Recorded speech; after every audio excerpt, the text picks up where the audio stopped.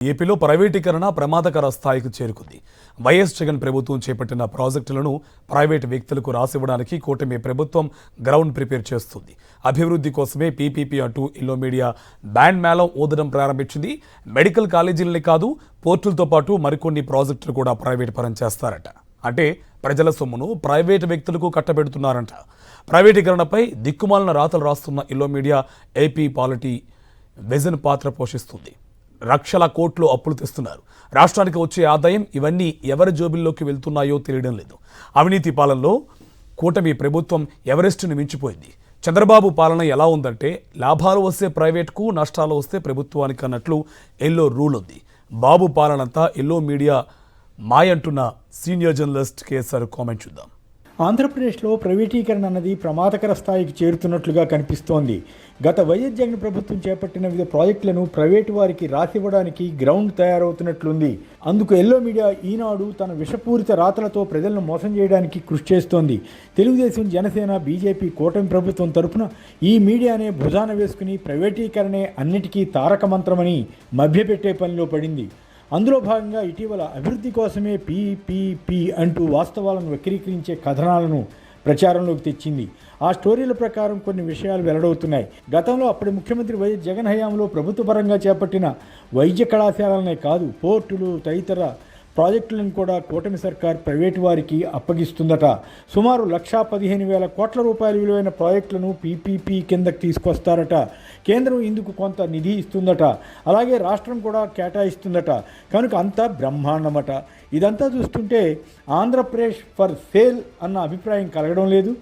నిజంగా ప్రజలకు సంపద సమకూరేలా విధానం ఉంటే మంచిదే. కానీ ఈ మొత్తం ప్రతిపాదనలు చూస్తుంటే ప్రభుత్వంలో కొంతమంది ప్రైవేటు వ్యక్తులు లేదా సంస్థలకు సంపద సమకూర్చబెట్టబోతున్నట్లుగా అనిపిస్తుంది.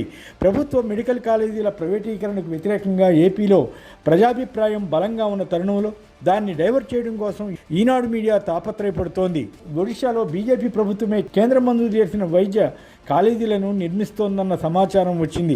అలాగే ఛత్తీస్గఢ్లో సైతం ప్రభుత్వమే చేపడుతోంది. కానీ ఏపీలో ప్రభుత్వం అన్ని వస్తువులు సమకూర్చిన దాదాపు రెడీమేడ్గా ఉన్న కాలేజీలను ప్రైవేటు వారికి దారాదత్తం చేస్తారట. అంటే ప్రభుత్వం 5,000 కోట్లు కేటాయిస్తే సరిపోయేదానికి భవిష్యత్తులో సుమారు 50,000 కోట్ల విలువ కలిగిన ఆస్తిగా మారే అవకాశం ఉన్న సంపదను ప్రైవేటు వారికి అప్పగిస్తారన్నమాట. భూమి, భవనాలు, పరికరాలు అన్నీ సిద్ధమైన కాలేజీలకు టెండర్ పెట్టారు. ఇది ఈ ప్రభుత్వం సమర్థత అట. గతంలో ఆ కాలేజీలను నిర్మించడం వైసీపీ ప్రభుత్వ అసమర్థత అన్నట్లుగా ఈ మీడియా వ్యాఖ్యానాలు చేస్తోంది. ఇలాంటి దిక్కుమాలిన రాతలకు ఈనాడు మీడియా దిగజారిందంటే వారు ఆంధ్ర ప్రజల పాలిట ఎంతటి విలన్గా మారారో అర్థం చేసుకోవచ్చు. జగన్ ప్రభుత్వం 1,000 కోట్ల వ్యయించేసి పోర్టులు నిర్మించి ప్రజలకు సంపద సృష్టిస్తే అది అసమర్థత అన్న అభిప్రాయం కలిగేలా వీరు ప్రచారం చేస్తున్నారు. వాటన్నిటినీ అనాకి బేడాకి ప్రైవేటు వారికి అప్పగించడం సమర్థత అని వీరి ఉద్దేశం అన్నమాట. 5 ఏళ్ల వైకాపా ప్రభుత్వ అసమర్థ పాలనతో రాష్ట్రాన్ని మౌలిక వస్తువుల సమస్య వేధిస్తోందని ఈనాడు మీడియా నిస్సిగ్గుగా రాసింది. మెడికల్ కాలేజీలు, పోర్టులు, గ్రామాన సచివాలయాలు, రైతు భరోసా కేంద్రాలు, విలేజ్ క్లినిక్స్, నాడు నేడు కింద బడులు, ఆసుపత్రుల్లో అభివృద్ధి కార్యక్రమాలు, ఇలా ఎన్నో కార్యక్రమాలు చేపట్టి ప్రజలకు ఆస్తులు, మౌలిక వస్తువులు సమకూర్చితే దాన్ని అసమర్థత అన్నట్లుగా ఈనాడు చిత్రీకరించే యత్నం చేస్తోంది. రిషికొండపై 250 కోట్లతో మంచి భవనాలు నిర్మిస్తే అది సమర్థతగా వీరికి కనిపించడం లేదు. ఆ ఆస్తిని ప్రైవేటు వారికి అప్పగించడం సమర్థత అన్నమాట.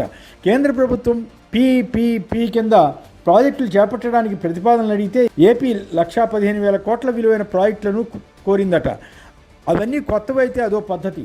కానీ ఇప్పటికే ప్రభుత్వ పరంగా 1,000 కోట్ల వ్యయించేసిన మూలపేట పోర్టు, రామాయంపేట పోర్టు వంటివి కూడా ప్రైవేటు పరం చేసే జాబితాలో ఉన్నాయి.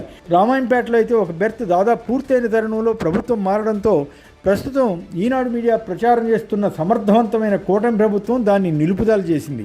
తాడేపల్లిగూడెం, తుని, ఒంగోలు, నాగార్జున సాగర్, కుప్పం, అమరావతి వంటి ఎయిర్పోర్ట్లు ప్రైవేటు వారి భాగస్వామ్యంతో కలిసి చేయాలన్న ప్రతిపాదన ఉందట. ఇప్పటికే ఓరవకల్ వద్ద ఒక ఎయిర్పోర్ట్ నిర్మించారు. కానీ అక్కడికి విమానాలే రావడం లేదు. మరి ఇప్పుడు ఈ చిన్న పట్టణాలకు ఎవరు వస్తారో తెలియదు. విజయవాడ, విశాఖ వంటి ఎయిర్పోర్ట్లే నష్టాల్లో ఉన్నాయి. ఒకవేళ నిజంగానే ప్రైవేటు వ్యక్తులు ఎవరైనా ముందుకు వస్తే అది కేవలం ప్రభుత్వం ఇచ్చే రాయితీలు, బ్యాంకుల రుణాలకు ఆశపడి వస్తారేమో. ఆ తర్వాత బ్యాంకు రుణాలను ఎగవేసినా అడిగేవారు ఉంటారా అన్నది సందేహం. దేశంలో ఎన్ని లక్షల కోట్ల రూపాయల బ్యాంకు రుణాలను కేంద్రం మాఫీ చేసిందో అందరికీ తెలిసిందే. తెలుగుదేశం, బీజేపీకి చెందిన కొందరు ప్రముఖులు వందల కోట్ల రూపాయల బ్యాంకు రుణాలను ఎగవేసి హ్యాపీగా పదవుల్లో ఉంటున్నారు కదా. ఈ ప్రైవేటీకరణ ప్రతిపాదనలు అమలైతే ఆ జాబితాలోకి మరికొంతమంది వచ్చి చేరవచ్చేమో. వీటితో పాటు అప్పర్ సీలేరులోని తాగునీటి సరఫరా ప్రాజెక్టు, డొంకరాయి నీటి సరఫరా పథకం ప్రైవేటు వారికి అప్పగిస్తారట. వారు ఈ స్కీమును అమలు చేసి డబ్బులు తిరిగి రాబట్టడం కోసం ఎంత వసూలు చేస్తారో తెలియదు. అమరావతి ప్రపంచ స్థాయి క్రీడా ప్రాంగణం, తిరుపతి క్రీడా ప్రాంగణం, తిరుపతి బస్టాండ్ మొదలైనవి ప్రైవేటైజ్ చేసే దిశగా ఉన్నాయని ఆ కథనంలో తెలిపారు. వీటన్నిటిలో ఒకటి అరా ఏమైనా పూర్తవుతాయేమో చెప్పలేం. ఏ ప్రైవేట్ వ్యక్తి అయినా తన సొంత డబ్బు వినియోగించి ప్రజలకు సేవ చేయడు. లాభాలు వస్తాయనుకుంటే పెట్టుబడులు పెడతాడు. ఆ పెట్టుబడులు అధిక శాతం బ్యాంకు రుణాల రూపంలోనే తీసుకుంటారు. ఎటు కేంద్ర రాష్ట్ర ప్రభుత్వాలు ఇచ్చే రాయితీ సొమ్ము వస్తుంది. అయినా నడపలేక చేతులెత్తేస్తే చేసేదేమీ ఉండదు. బాగా నడిచేవి ఉంటే అవన్నీ ప్రైవేట్ వారికి సొంత ఆస్తులుగా మారతాయి. పైగా వాటిని వినియోగించే వారి నుంచి ముక్కుపిండి రుసుము వసూలు చేస్తారు.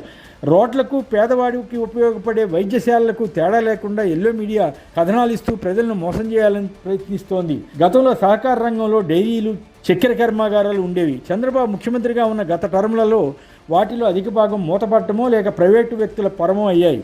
అలాగే ఉమ్మడి ఏపీలో 50కి పైగా ప్రభుత్వ సంస్థలను ప్రైవేటు పరం చేస్తే వాటిలో అధిక భాగం రియల్ ఎస్టేట్ వెంచర్లుగా మారి వారికి సంపద తెచ్చిపెట్టాయి. స్థూలంగా చూస్తే లాభాలు వస్తే ప్రైవేటుకు, నష్టాలు వస్తే ప్రభుత్వానికి అన్నమాట. ఇది అభివృద్ధి అని జనం మోసపోవడం తప్ప చేసేదేమీ ఉండదు. ఆ ప్రక్రియ మళ్ళీ మొదలవుతోందా?